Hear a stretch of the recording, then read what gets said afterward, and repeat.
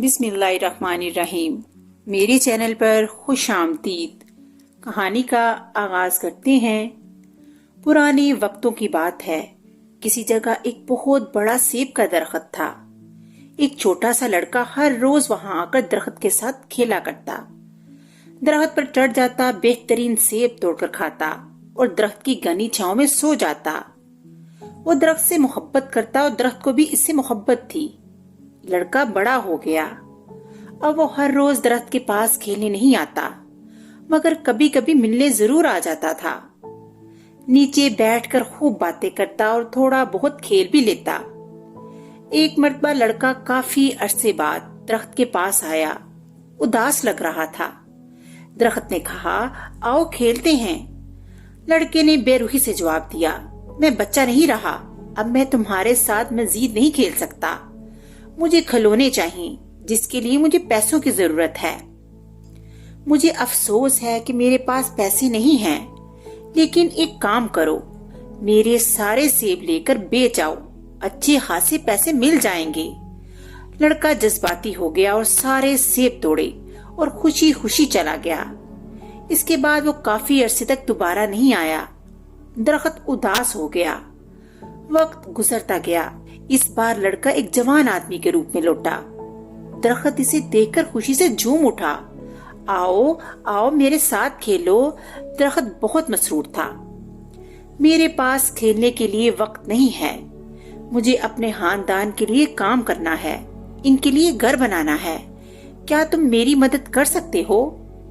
मेरे पास घर तो नहीं है, मगर हाँ, तुम ऐसा करो, मेरी सारी शाखें काट लो और अपना घर बना लो।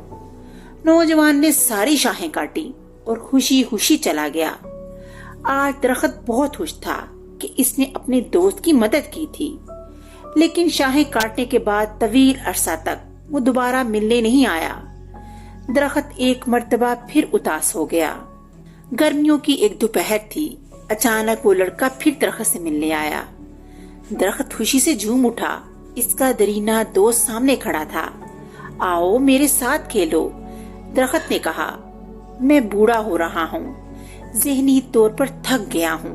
अब मैं समुद्री सफर पर जाना चाहता हूँ। ये मेरे बचपन का ख्वाब है। क्या तुम मेरी कुछ मदद कर सकते हो? दरख्त ने खलूस से कहा, तुम मेरा तना इस्तेमाल करो, इससे बहुत अच्छी कश्ती बन सकती है। फिर तुम जहाँ चाहो चले जाना। इसने तना काटा और अरसा दराज के लिए लापता हो गया। बरसों बाद आज वो दरख्त से मिलने आखिरी बार आया था। दरख्त ने उदासी मगर शफकत से कहा, मुझे बहुत अफसोस है कि मैं सेबों से तुम्हारी खातिर मिदारत नहीं कर सकता। मेरे पास एक भी सेब नहीं है। कोई बात नहीं, वैसे भी अब मेरे मुंह में दांत नहीं रहे कि मैं सेब खा सकूं। मेरे पास अब तना भी नहीं रहा जिस पर तुम ऊपर चढ़ जाया करते थे। इस काम के लिए भी मैं काफी बूढ़ा हो चुका हूँ।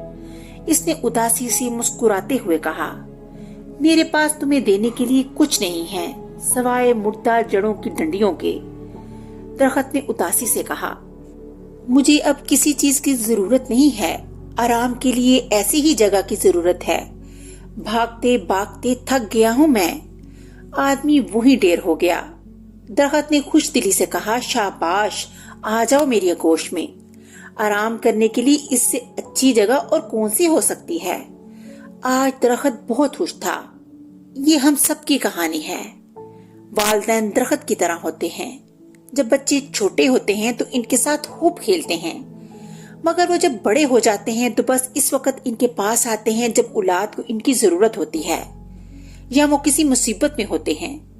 इसके बावजूद चाहे वो कुछ भी हो जाए, वालिदैन हर वक्त कुछ न कुछ देने के लिए तैयार रहते हैं, इसलिए कि इनकी औलाद खुश रहे। वालिदैन तो वालिदैन ही होते हैं। हमें भी वालिदैन की इज्जत करनी चाहिए और उनके बुढ़ापे में उनके साथ बैठकर बातें करनी चाहिए। जिस तरह उन्होंने हमें शफकत में बचपन में पाला था, आज उन्हें हमारी जरूरत है। मिल बैठकर बातें करने से उनकी दिल लगी होगी। इस तरह कहानी का और एक अच्छी हकायत का इख्तिताम हो गया। अगली कहानी के साथ फिर मिलूंगी, तब तक के लिए अल्लाह हाफिज।